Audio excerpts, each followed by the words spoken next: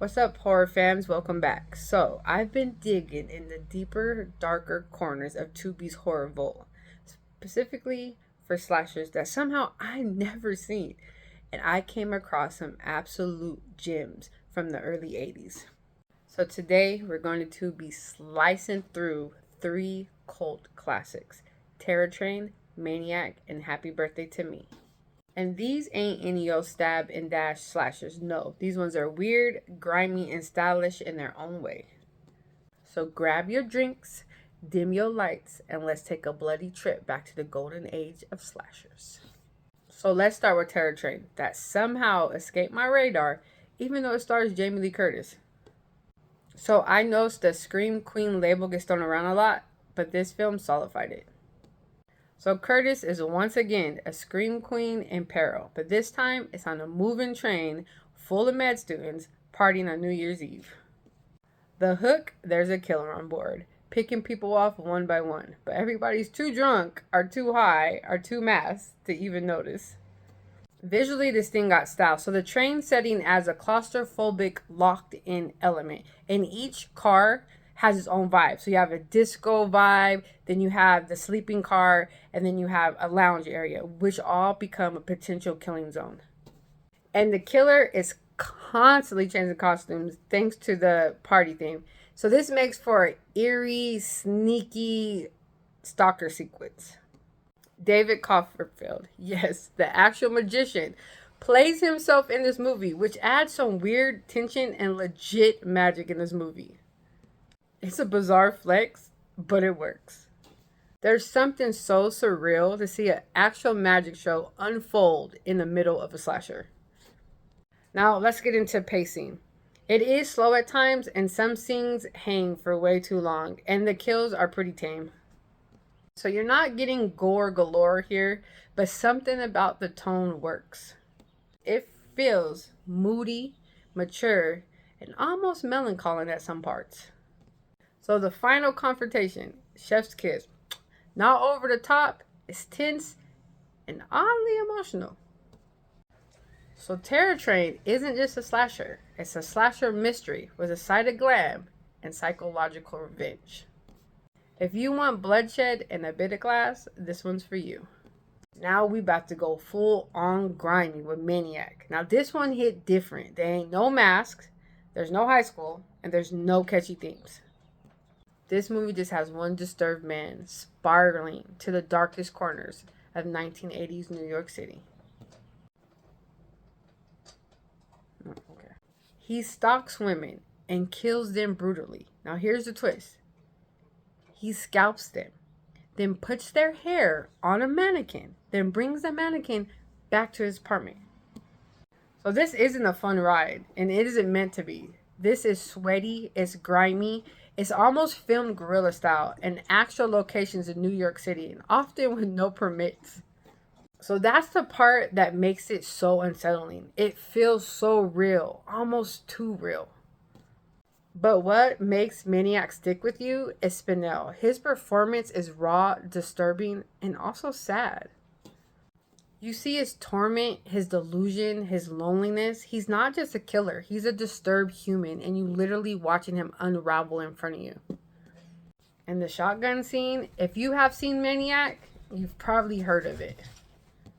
So Tom Savini, I hope I'm saying his last name right, did the effects, and he also starred in it. So let's just say this became one of the most legendary gore moments in horror history. And that being said, Maniac isn't for everyone. It's dark and it's bleak, and it doesn't give you a clean resolution, and it doesn't give you that cathartic final girl moment. It just ends in madness. But if you want a slasher movie that feels like a psychological horror disguised in grindhouse clothing, I would say give this one a try. Just don't watch it before bed. And finally, let's talk about Happy Birthday to Me, which might be the most stylish and absolutely batshit slasher that I've seen in a long time. Alright, so this movie is centered around this girl named Virginia, who's played by Melissa Sue Anderson.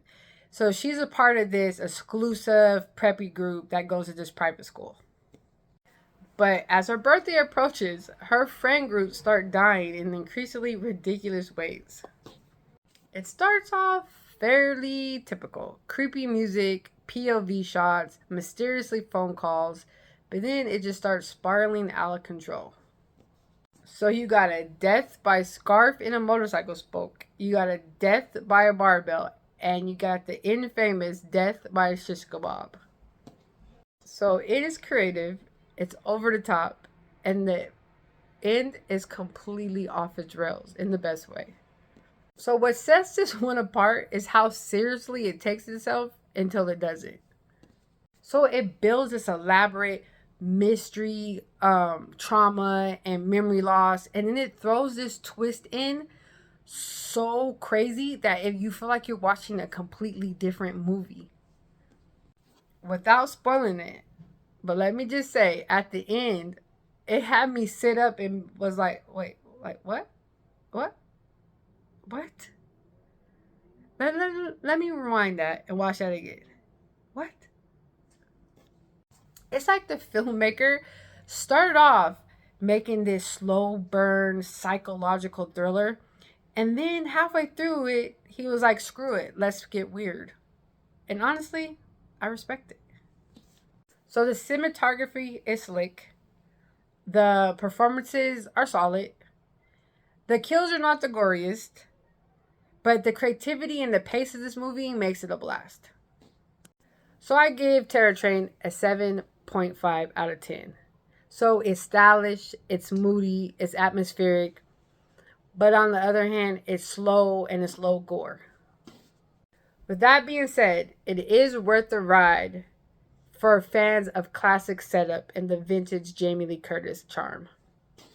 So I give Maniac a 8.5 out of 10. It's unflinching, it's disturbing, it has a grimy lead character, and it has legendary practical effects. Again, this movie is not for everyone, but it's unforgettable if you can handle it. Alright, so I give Happy Birthday to Me an 8 out of 10. It has inventive kills. It has a stylish direction. And it has one of the most ridiculous plot twists in slasher history. It's totally unhinged in the best way. So there you have it. 3 vintage slashers, all streaming free on Tubi. And each one brings something unique to the table. So, Terror Train gives you claustrophobic mystery. Maniac drags you into psychological despair. And Happy Birthday to Me says, forget logic, let's just party with corpse. So, if you're craving that old school slasher energy, but want to go a little off the beaten path, these are perfect picks. So, let me know what you think in the comments, or which one you've seen, or which Tubi flick you want me to tackle next. Tubi has tons of hitting gold, and I'm just getting started. So remember to like this video, subscribe, and until next time, stay safe, stay spooky, and I'll see you in my next video.